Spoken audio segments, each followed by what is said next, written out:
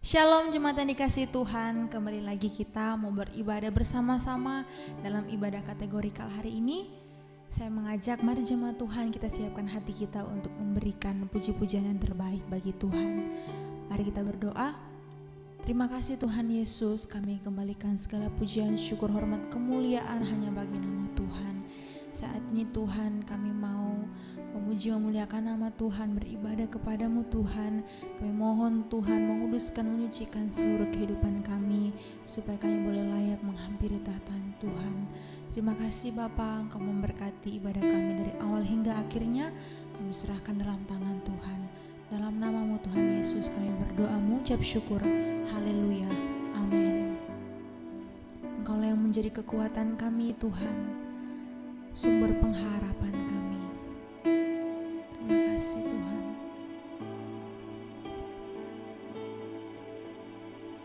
Engkaulah kekuatanku, tempat perlindunganku saat badai menerpa. Aku tak akan goyah, aku tak akan goyah, sebab Kau sertaku. Engkaulah kekuatanku,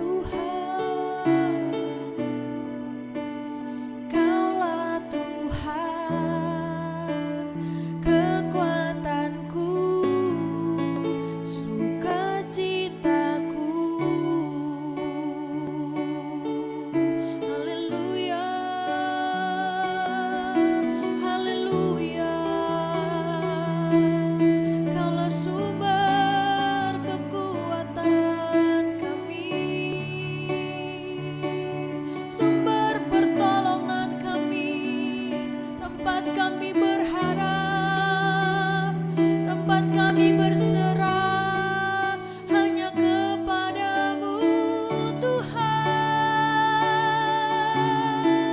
Sungguh indah Kau Tuhan, sungguh mulia nama-Mu. Haleluya, haleluya.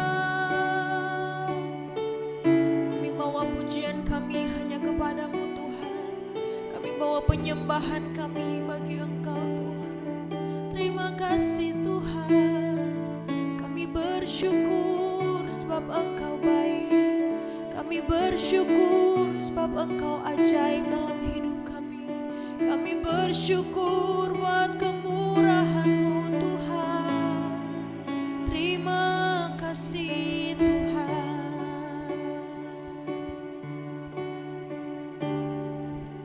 Ku pandang wajah-Mu dan berseru, pertolonganku datang dari-Mu. Peganglah tanganku, jangan lepaskan. Kaulah harapan dalam hidupku. Ku pandang wajah-Mu dan berseru, pertolonganku datang dari-Mu. Peganglah tanganku, jangan lepaskan. Kaulah harapan dalam hidupku. Sekali lagi katakan, ku pandang dan berseru, pertolongan kami datang dari-Mu Tuhan.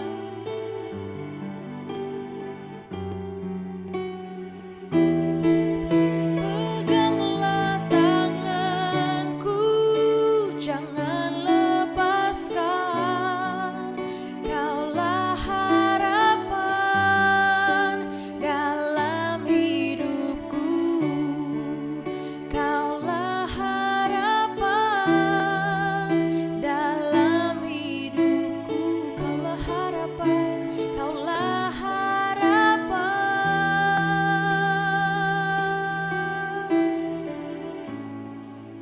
dalam hidupku.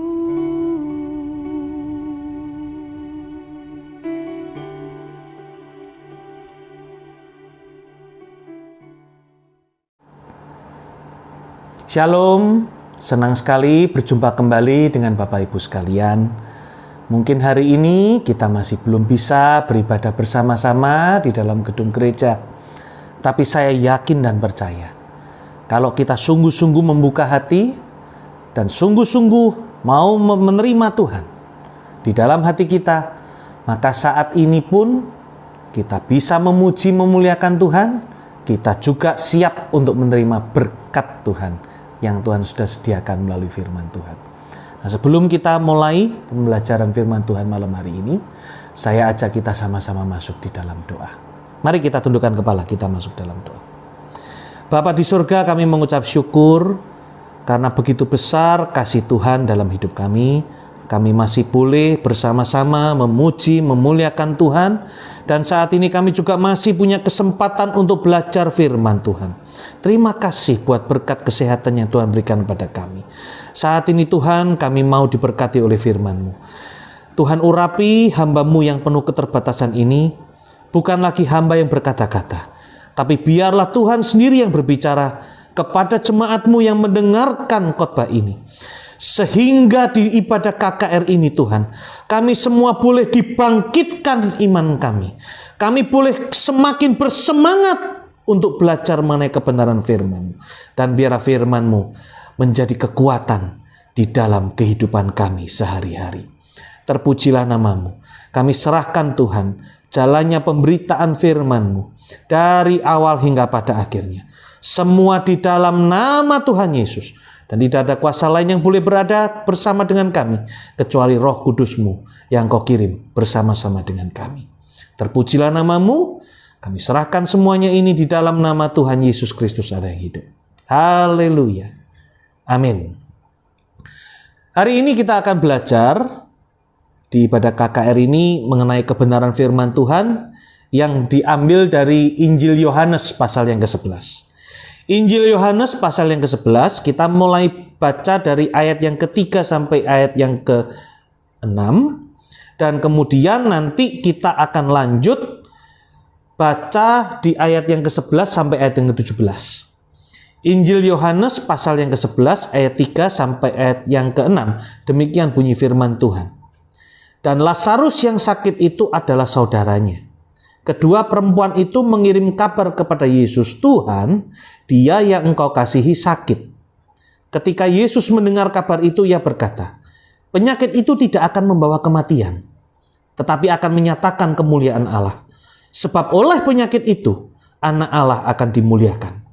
Yesus memang mengasihi Marta dan kakaknya dan Lazarus. Namun setelah didengarnya bahwa Lazarus sakit, ia sengaja tinggal 2 hari lagi di tempat di mana ia berada. Kita akan lanjut di ayat yang 11 sampai 17. Demikianlah perkataannya, dan sesudah itu ia berkata kepada mereka, "Lazarus saudara kita telah tertidur, tetapi aku pergi ke sana untuk membangunkan dia dari tidurnya." Maka kata murid-murid itu kepadanya, "Tuhan, jikalau ia tertidur, ia akan sembuh." Tetapi maksud Yesus ialah tertidur dalam arti mati. Sedangkan sangka mereka, Yesus berkata tentang tertidur dalam arti biasa. Karena itu Yesus berkata dengan terus terang, "Lazarus sudah mati. Tetapi syukurlah aku tidak hadir pada waktu itu. Sebab demikian lebih baik bagimu, supaya kamu dapat belajar percaya. Marilah kita pergi sekarang kepadanya."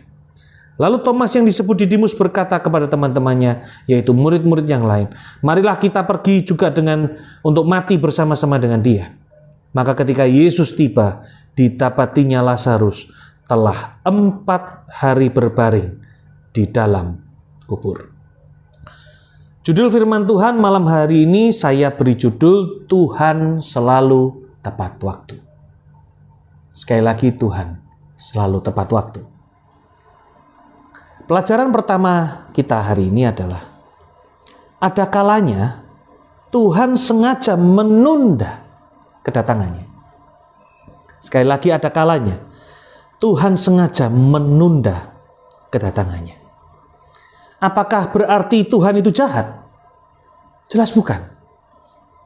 Kenapa Tuhan sengaja menunda kedatangannya? Adalah sesungguhnya untuk menyatakan kemuliaan Allah. Karena jalan Tuhan bukan jalan kita. Cara Tuhan juga bukan cara kita. Seringkali kita seakan-akan ingin mengatur Tuhan. "Tuhan, tolong saya. Begini loh Tuhan. Besok ada begini. Kita ngatur Tuhan. Rentetan waktu peristiwanya kita atur sama Tuhan dalam doa-doa kita. Sadar nggak sadar seringkali kita melakukan seperti itu. Tapi yang kita sesungguhnya minta kepada Tuhan, itu untuk kemauan kita. Dan bukan untuk menyatakan kemuliaan Tuhan.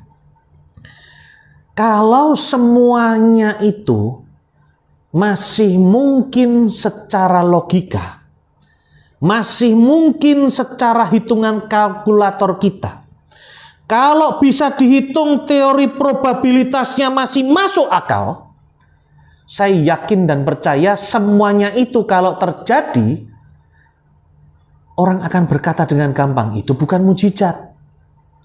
Kita juga bisa ngitung. Kita juga bisa mikir seperti itu. Nggak usah ada Yesus. Kita juga bisa. Itulah bedanya cara kita dengan cara Tuhan.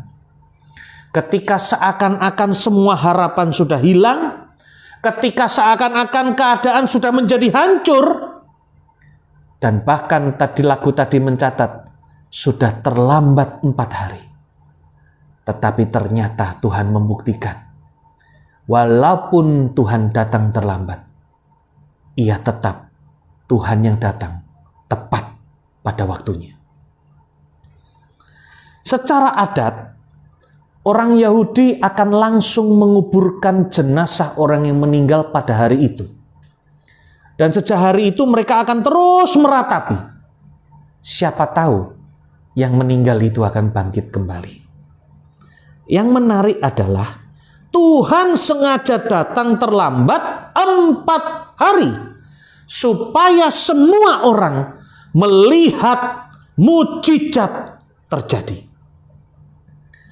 Apakah ini juga tidak sama seperti kita yang sekarang ini sering berpikir dalam masa-masa pandemi? Mungkin kita sering berpikir, kok Tuhan nggak tolong-tolong saya, Pak? Apa Tuhan itu nggak bisa mendengar doa saya? Kok sampai sekarang saya masih nggak melihat Tuhan bertindak, Pak? Nanti kalau ini telat sedikit, nggak tertolong, Pak. Hutang saya, itu ada jangka waktu jatuh temponya, Pak. Terlambat nanti, sudah nggak bisa tertolong. Bukankah itu yang sering kita pikirkan? Menghadapi gejala pandemi yang seakan-akan tidak pernah berakhir seperti ini. Menghantam semua sisi kehidupan kita. Baik dari sisi ekonomi, dari sisi kehidupan sehari-hari, kehidupan kita seakan-akan terbatas luar biasa. Tapi terutama lagi, yang tidak pernah kita sadari, seringkali juga menggoncang iman kita. Saya mendengar beberapa kesaksian, ada yang sudah ditinggal oleh pasangan hidupnya, beberapa dari mereka adalah suaminya yang meninggal. Ada yang cerita kepada saya betapa kagetnya sesudah suaminya meninggal malah didatangi surat tagihan dari pihak bank mengenai jatuh tempo hutangnya yang sudah terlambat sekian waktu, dan itu tidak kecil. Bahkan ada yang sudah mengatakan, ini kalau diterus-teruskan seperti ini, apa-apa nggak boleh dibuka. Ini kalau ditambah lagi 1 bulan, kita akan bangkrut. Karena semua kas untuk perusahaan ini operasi sudah dipakai untuk membayar biaya-biaya karena usaha nggak bisa jalan. Apakah Tuhan kita ini Tuhan yang jahat? Sehingga Tuhan kita tidak bisa melihat keadaan kita, Tuhan tidak bisa mendengar doa kita. Ingatlah malam hari ini, bahwa walaupun Tuhan terlambat datang 4 hari, bahkan di ayat yang ke-39 sudah tercatat, di sana Marta berkata, Tuhan, jenazah dari adikku sudah berbau. Artinya apa? Sudah tidak tertolong ini. Sudah bau. Tapi Tuhan nyatakan, Tuhan tetap Tuhan yang selalu tepat pada waktunya. Walaupun secara hitungan kita sudah 4 hari terlambat, tetapi ayat yang ke-44 mencatat di sana bahwa pada akhirnya Lazarus menjadi hidup. Ya, selalu tepat pada waktunya. Di dalam menghadapi badai kehidupan seperti ini, Tuhan tidak akan pernah datang terlalu cepat buat kita. Karena engkau akan dengan mudah mengatakan, oh enggak Tuhan pun enggak apa-apa, Pak. Ini bisa. Secara hitung-hitungan masih masuk akal. Tuhan tidak pernah, mungkin dia juga datang agak terlambat. Bahkan Alkitab mencatat terlambat 4 hari. Tetapi kuasanya tidak terbatas. Ia selalu datang tepat pada waktunya. Untuk apa? Menyatakan kemuliaan Allah. Sama juga dengan hidup kita saat ini. Mungkin hari ini hidupmu terdampak banyak oleh pandemi ini. Mungkin hari ini harapanmu sudah terasa hilang. Sudah tidak ada lagi dasar untuk berharap. Mungkin hari ini engkau melihat masa depanmu sudah kacau gara-gara digoncang oleh pandemi ini. Ingat, Tuhan sanggup menghidupkan segala yang sudah hilang di dalam hidupmu. Supaya melalui hidup kita, semua orang yang menyaksikan melalui kehidupan kita boleh melihat kemuliaan Allah dinyatakan dalam hidup kita. Setiap kita akan menghadapi berbagai masalah yang berbeda-beda.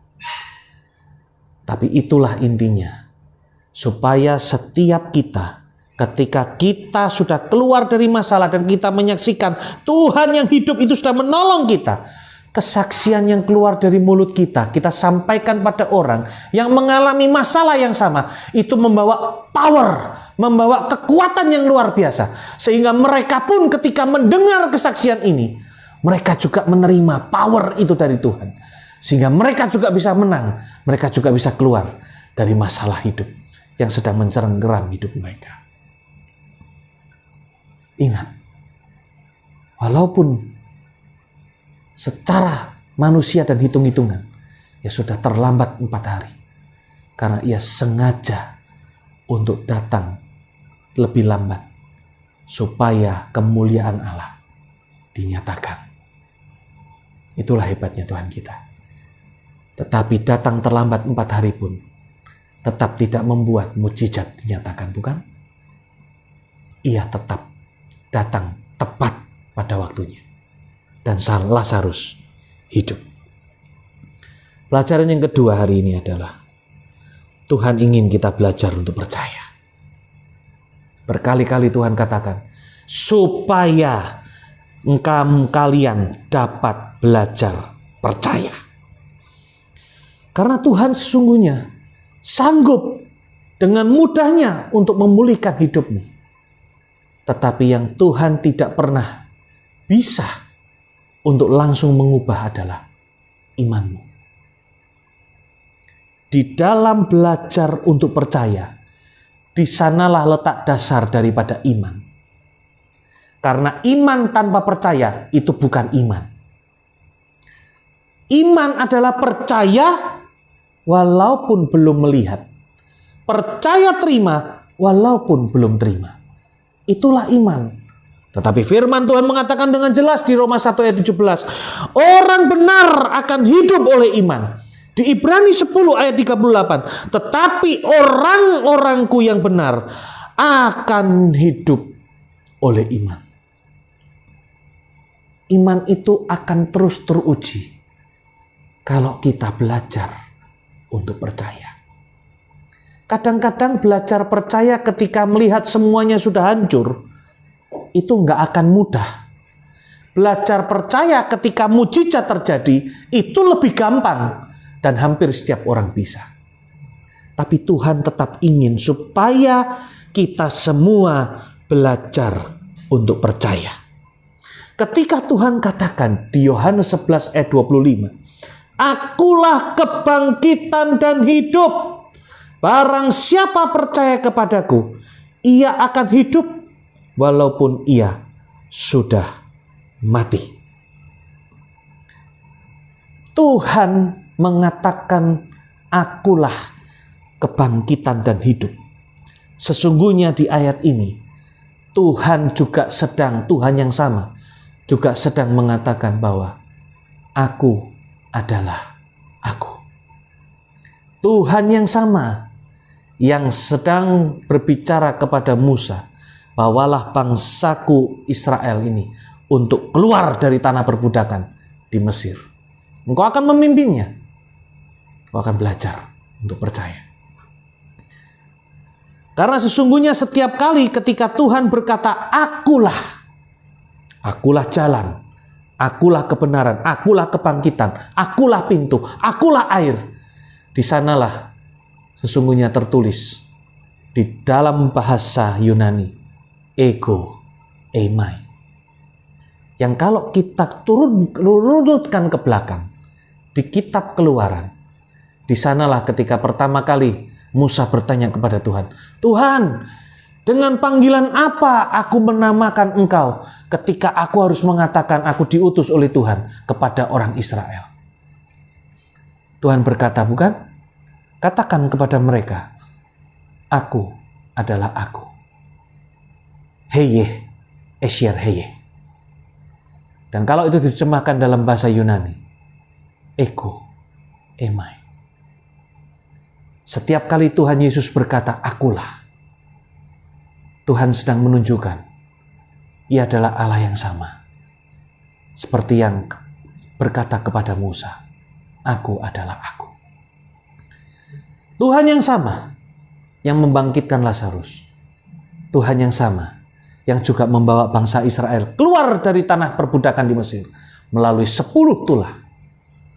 Sehingga akhirnya Firaun yang begitu keras hati itu melepaskan bangsa Israel. Dan mereka keluar dari tanah perbudakan dengan tidak tangan kosong. Mereka membawa banyak perhiasan dan uang dari bangsa Mesir. Tuhan yang sama, yang membuat mujizat dengan membelah air laut. Sehingga bangsa pilihannya bisa berjalan di tanah yang kering. Dan akhirnya Firaun dan segala tentaranya, semua kekuatan dan kemuliaan Firaun terkubur di bawah laut. Dan bangsa Israel lepas dari tanah perbudakan. Tuhan yang sama yang berjanji, aku akan menyertai engkau senantiasa. Aku sekali-kali tidak akan meninggalkan engkau. Tuhan yang sama, yang juga minta untuk kita belajar percaya bahwa Tuhan sanggup menolong hidup kita. Tuhan sanggup memulihkan hidup kita, bisnis kita, pekerjaan kita, keuangan kita, rumah tangga kita, harapan kita bisa menjadi hidup lagi.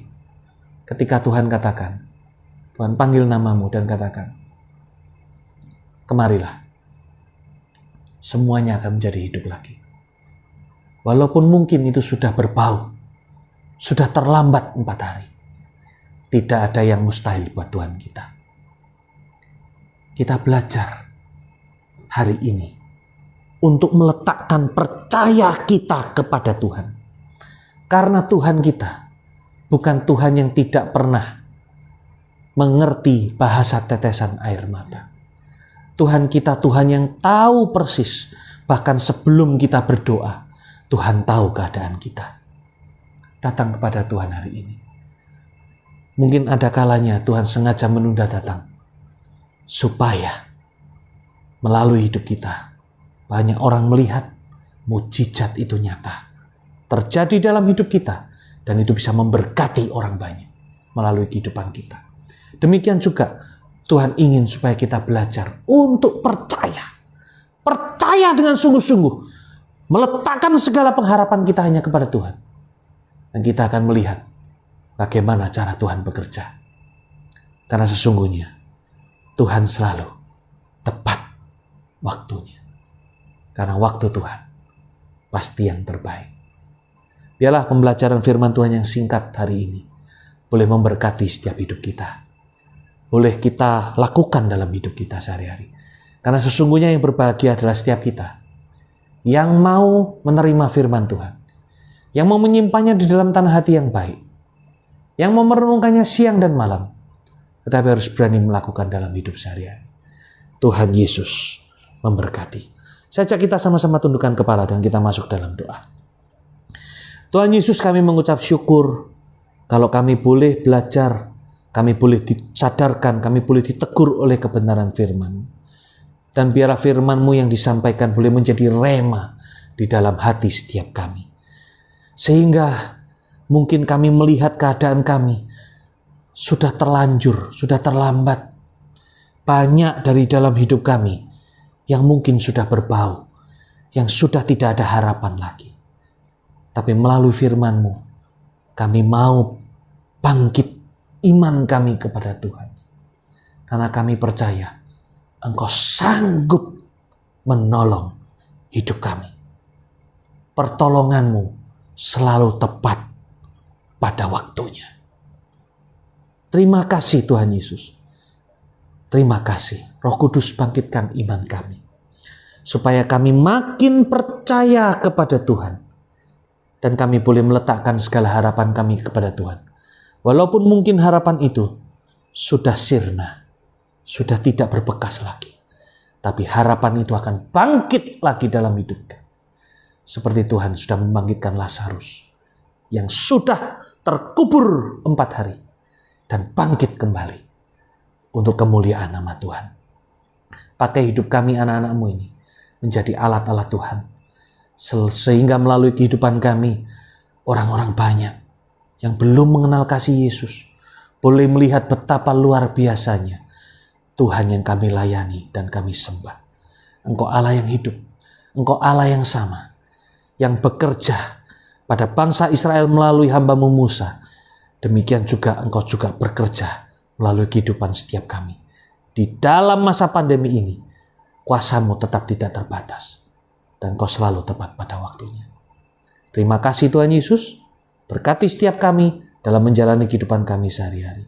Berkati dengan berkat kesehatan, pemeliharaan, penyertaan, perlindungan datangnya daripada Tuhan. Sehingga di hari yang akan datang, kami boleh berjumpa kembali dalam tubuh yang sehat dan tidak kekurangan suatu apapun. Kami landaskan seluruh doa kami ini di dalam nama Tuhan Yesus Kristus, Allah yang hidup. Kami percaya. Haleluya. Amin. Shalom. Tuhan Yesus memberkati.